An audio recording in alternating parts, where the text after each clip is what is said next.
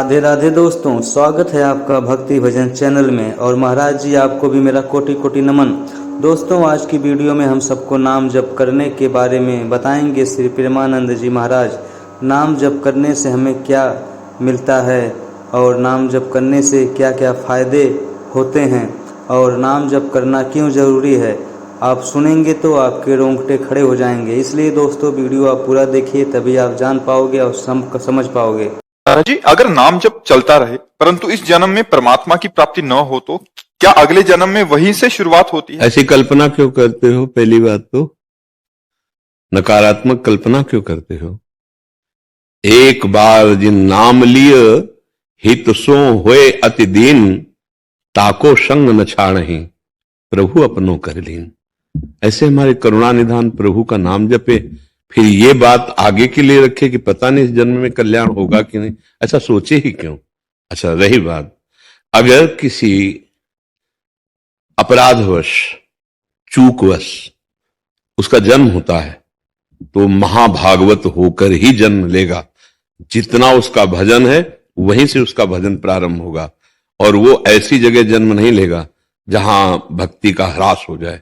ऐसी जगह जन्म लेगा जहां श्री संपन्न और महान परम पवित्र वातावरण, भगवत भक्ति अनुष्ठान की उन्नति जहां से हो, ऐसी जगह भगवान जन्म देते हैं। वो छिन्न भिन्न नहीं हो जाता कि भजन किया और थोड़ा बुरा भाव आ गया, गिर गया, तो अब उसका जन्म होगा फिर वहीं से शुरू करेगा काका गागा। ऐसा नहीं। अगर 1,00,000 नाम जप किया तो ऊपर से शुरू होगा, 1,00,000 के ऊपर से। जैसे महामहिमा में भगवान ऋषभ देव जी के पुत्र भरत जी महाराज भगवान की प्राप्ति के लिए परिवार राज्य सबका त्याग करके गंडकी नदी के पावन तट पर भजन कर रहे। दयावश एक हिरण के बच्चे को बचाया और उसमें ममता हो गई, चूक हो गई। निर्ममो भवति। अगर हमें माया से पार होकर भगवान की प्राप्ति करनी है तो यो संगास त्यजति, यो महानुभाव सेवते निर्ममो भवति। तो उन्होंने भगवान की प्राप्ति के लिए सब संगों का तो त्याग किया, और महापुरुषों के द्वारा सेवित शालिग्राम भगवान जहां प्रकट होते ऐसी नदी का सेवन किया। और उनके सबसे बड़े महापुरुष पिता ऋषभदेव जी बहुत बड़े महापुरुष हुए हैं। वो तो भगवान के अवतार थे और परमहंसों के आचरणों का उन्होंने स्वयं अपने जीवन में करके दिखाया, पर चूक हो गए।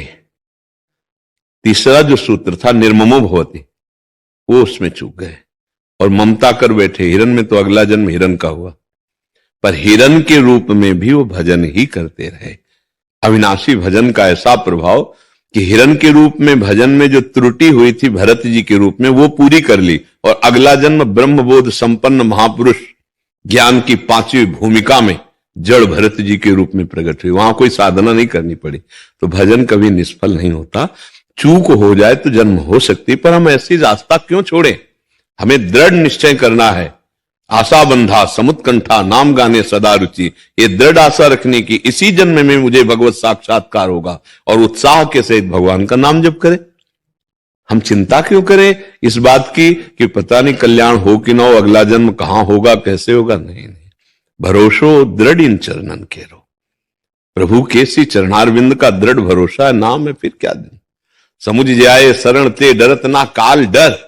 अब क्या है, अगर जन्म भी होगा तो आनंद युक्त होगा, और हम भगवान का नाम कीर्तन करेंगे, भजन करेंगे, भगवत भक्तों का संग मिलेगा, क्योंकि हम भगवान का आश्रय लिए। पहली बात तो चूक ना हो, अगर हो भी जाए तो हमारे प्रभु इतने करुणामय हैं कि राहत न प्रभु चित चूक किए की, करत सुरत सहबार है की। इसका मतलब मुझे इस जन्म में भगवत प्राप्ति पक्की हो जाएगी, ऐसा दृढ़ आशा रखनी चाहिए। आगे भगवान जैसा जाने, पर अपनी आशा में हम नकारात्मक सोच बिल्कुल न लावे कि हमारा अगला जन्म होगा। हमको तो प्रभु के धाम जाना है, प्रभु की सेवा में जाना है, ऐसा। और फिर भक्तों ने जन्म की परवाह कब की?